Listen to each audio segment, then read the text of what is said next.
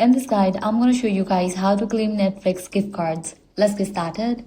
Before redeeming your gift card, you'll need to find the redemption code. If you have a physical Netflix gift card, gently scratch off this silver foil on the back using a coin to reveal the code. If you purchase the digital gift card, check the confirmation email sent by the retailer where you'll find a redemption code. If you bought the gift card in store, you may also find the code printed in the gift card section of your purchase receipt. If you are already a Netflix member, launch your preferred browser, then head over to this website netflix.com/redeem. Now enter your 11-digit or 16-digit gift card code into the redemption box and click redeem.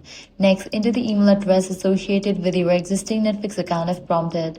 Then confirm the redemption. Once completed, the gift card balance will be instantly applied to your Netflix account and used toward your future subscription payments. If you are new to Netflix, the process is just as easy. You'll need to head over to the same website, provide your code, then enter your email address and select create account.